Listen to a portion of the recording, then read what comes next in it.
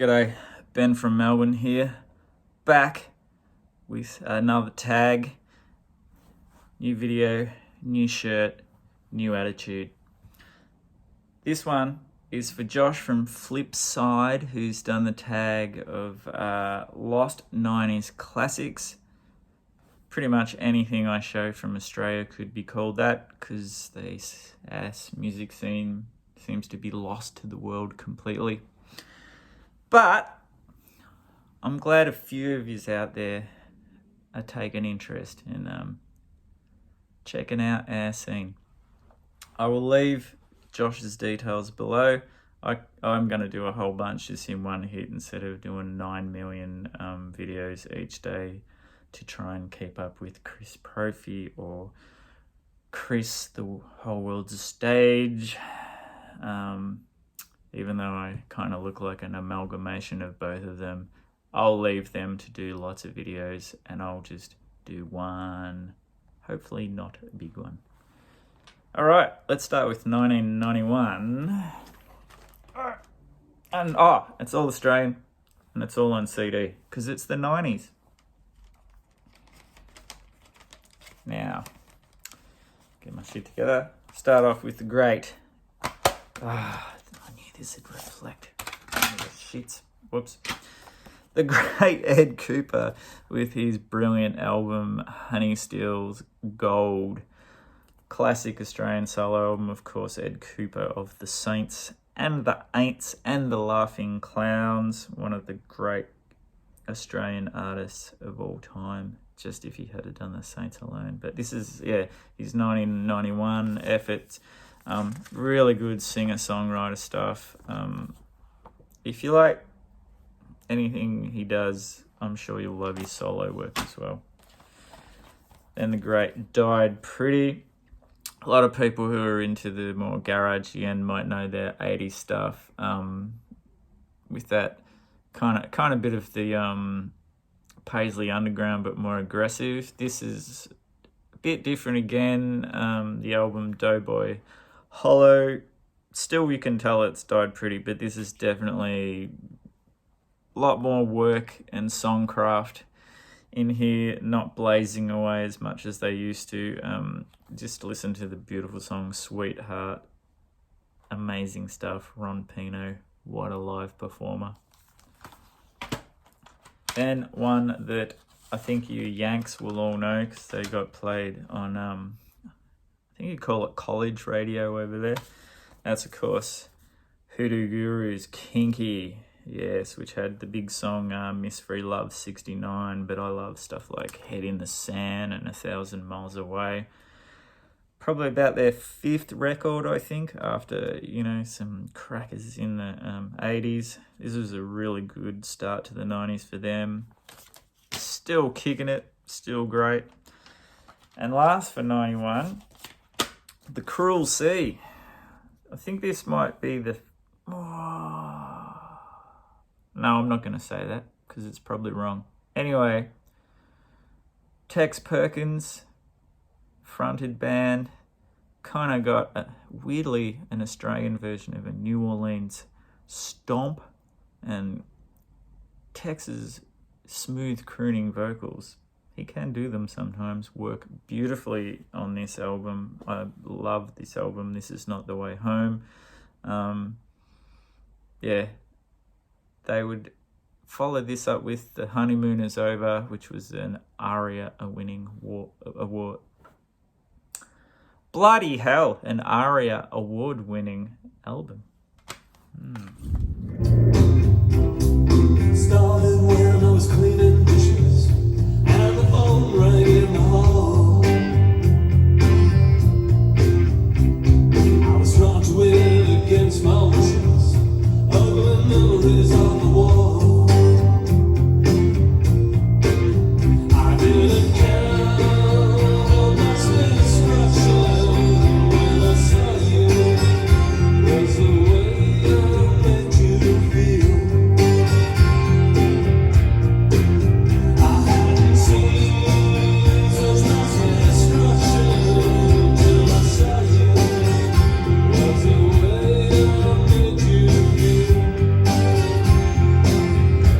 let's get into 92. We were just talking about the big man, Ed the Ed Cooper. So he keeps busy. So what did he do in 92? Released the third Aints record. And this is all original ones. The first Aints was a bunch of Saints covers plus a few other ones, like an amazing 10-minute version of Del Shannon's Runaway, believe it or not.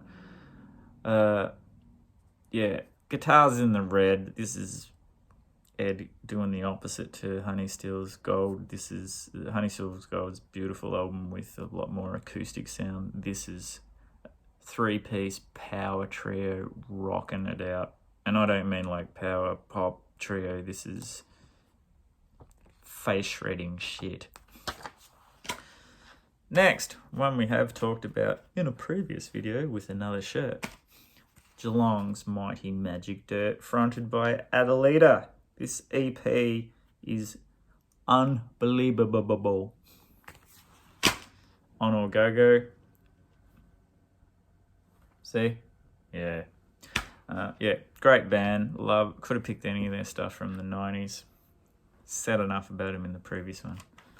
The super underappreciated band from the Mornington Peninsula, the Fauves, with their, I believe it was their second full-length album called Drive Through Charisma. This was the one where I discovered them, you know, young man, walked along Brunswick Street in the 90s, thought, oh, that looks interesting, at the Punters Club.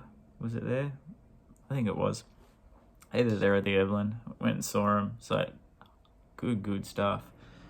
They're into their weird tuning at this point and sort of off-kilter song structures and that, but yeah, the Doctor and Annie Cox undeniably have pop brains the way they sing and the way they hear melodies, even though the music at times can be like, I don't know, indie rock avant-garde. Great band. More people should know about them, the Fauves. Okie dokie. Did I say that was 93 along with... This has gone pear-shaped already. Along with bloody Magic Dirt was 93, sorry. Fauves, 94. So let's just put the 94 ones aside to avoid that confusion. Again, we run a really tight ship here, as you can probably tell. So let's talk about 1994. And the sweet indie pop sounds of Custard. Yes. Fun fact, Dave McCormick, the singer of Custard, does the voice of Bluey's dad. You might be like, what the hell is that? I think pretty much anyone in the world with kids under 10, maybe 7, know what Bluey is. Great cartoon. Kids cartoon, but there is some funny stuff which the adults would dig. Aloha Tambourinus was the big single off this. Was a Triple J banger at the time when Triple J used to actually play banging stuff instead of whatever the hell it is now. Alright, another great Melbourne band, fronted by Ross McClellan, brother of Link from the Meanies. Different ball game altogether. These guys wanted to be like late 60s English Kinks, like you wouldn't believe it, but with funky bass. Cool stuff. Album What's That Sound? I think this was on All Go-Go again. Yep, saw them a ton of times. Great band. This one's for the Doyen. That'd be PC31 to you. The Dirty Three, the Doyen's favourite man, Warren Ellis's. This is the original band he was in, the three-piece with Mick Turner and Jim White. Amazing, ethereal, some points even face-shredding, electrified violin instrumentals, if you will.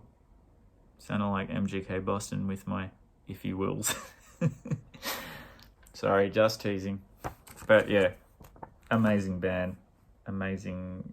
All of them have collaborated with a lot of cool people.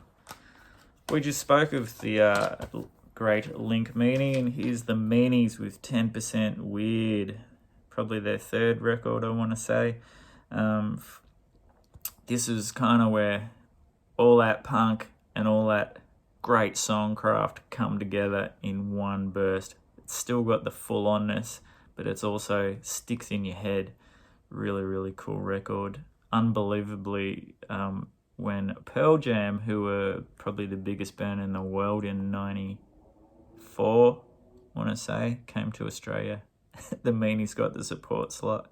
And then, cut to whenever it was, the first big gig they had over here, when the government paid the goddamn Foo Fighters $80 bazillion to come here. The Meanies supported them too. Weirdly, Dave Grohl played drums on that Pearl Jam tour for the encore. Who would have thunk? Not going to say anything nasty about Foo Fighters because my mum said if you haven't got anything good to say, don't say anything at all. Favourites besides Custard in the beautiful indie pop sounds, bit more ethereal, bit more, I don't know, I was going to say take yourself seriously, but they don't.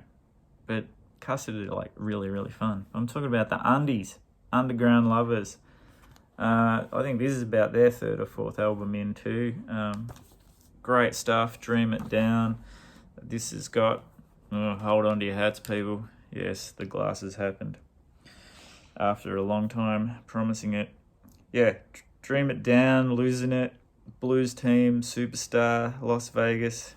Awesome. Let's just take them off so I don't scare the children. Celibate Rifles. So the Legends were still pumping out good stuff, mainly known for their awesome straight up punk and roll from the 80s, fronted by the awesome Damien Lovelock, sadly no longer with us. Now, one of the early bands I saw in Melbourne town, Tasmanian punks called Mouth. This holds up surprisingly well.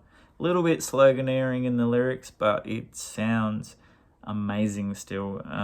Tim Evans, the singer and guitarist, would go on to form the Mighty Bird Blobs, who released their own slew of legendary records in the early 2000s.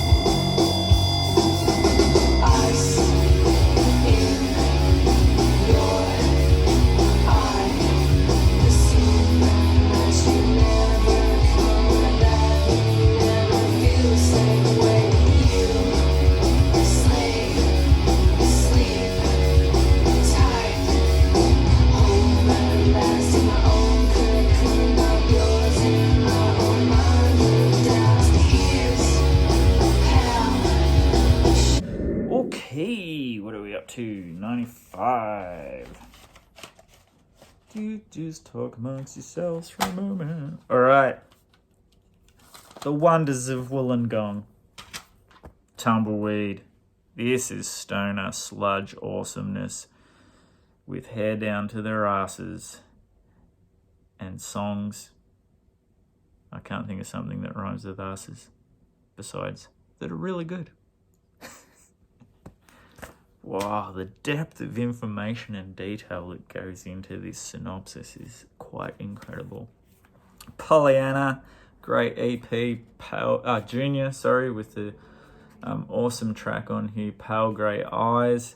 You could sort of maybe argue they're a little bit in awe of Bob Mould's band Sugar, but they definitely brought their own thing to it. Fantastic band. Not sure whatever happened to them. I got this and a great full-length record of theirs and maybe one other EP.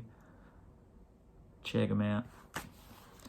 Another one who I've only got this EP, another band I just saw because indie rock was everywhere and been awesome in Melbourne in that period, is the Verys, with the, sorry kids, look away if you're scared easily. Very, God knows what this means title, Freewheelin' Surgical Monster, but a really good EP. Standout is You Can, and would have been one of the last hurrahs by the Red Eye label. Right, next. Kim Salmon and the Surrealist, baby. Yes, he of The Scientists, The Beasts, amongst others. This is, I think, just the self-titled one. Yeah, this has got Brian Hooper on bass, so you know he's going to bring it. Yeah, if you like bass and Scientists, you would already know about The Surrealist. If not, get on it, you'll love it. Oh, I better move this along. The Gurge, their EP, New. Loved them when they first came out, and then quickly didn't love them. Probably like their first two records, and then it kind of all went a bit. This was when there was like, this is going to make them sound terrible. Like this mix up of punk, indie, even a little bit of funk and electronic, and some screaming vocals, some hip-hop style vocals, some singing vocals. That sounds terrible, but this is really good. All right. Spiderbait. Also from Melbourne. This is, to me, their shining moment, which is the unfinished Spanish galleon of Finley Lake. This has had the great song Monty and Jesus on here. Fuzzed Out. They have songs which like explode and go for like a minute and a half, and then, you know, dual female males vocals from Cram and Janet, and then they'll have songs which are like kind of stretched out and weird and spooky, and this is when Cram used to play the shit out of the drums. Not that their other stuff isn't good, but they definitely had a spit and polish and smashed it with that Triple J audience and have become a bit of a household name. Kind of.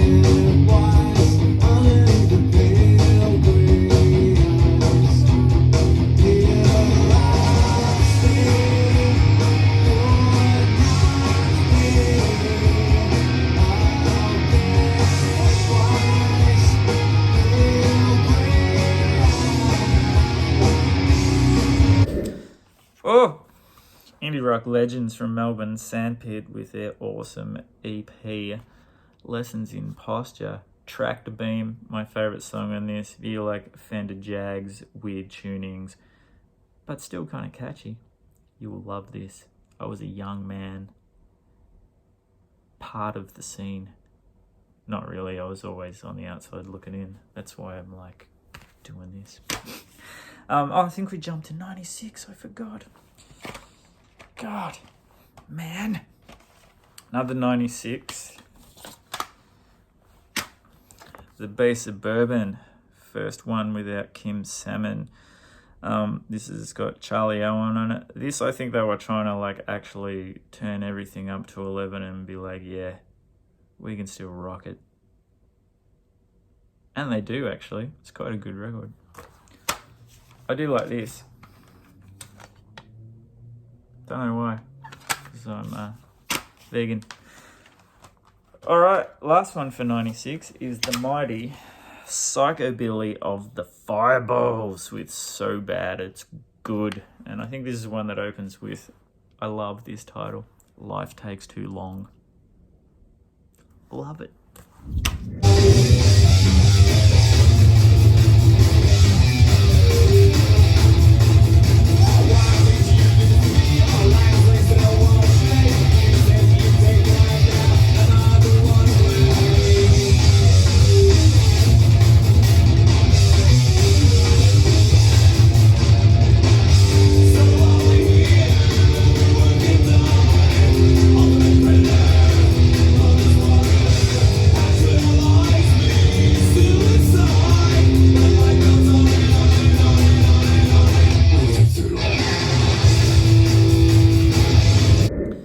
Um, 99 brings us to the mighty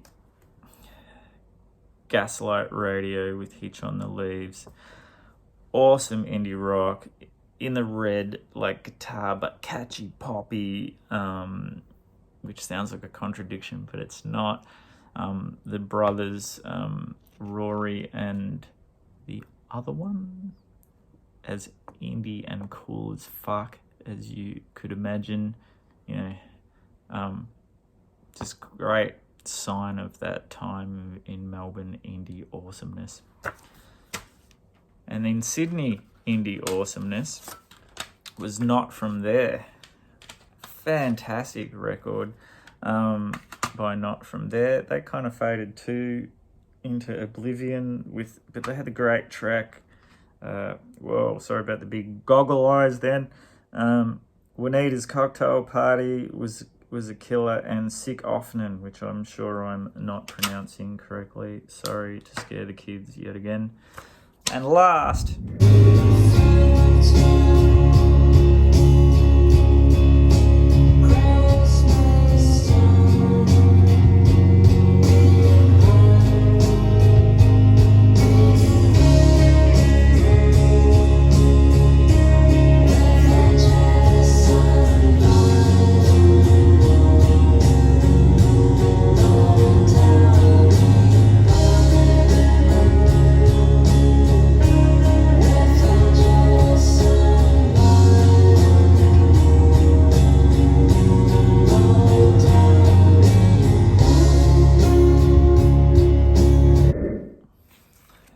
Roland S. Howard, his very first solo record, and a stone cold goddamn classic. I've talked about this album a lot, so I'm just going to show you the cover and hold it really close to the camera, and then it's going to be the end, and I'm going to say thanks for watching. See you in the next one. This is a warning. It comes a hit thing. This is a sign.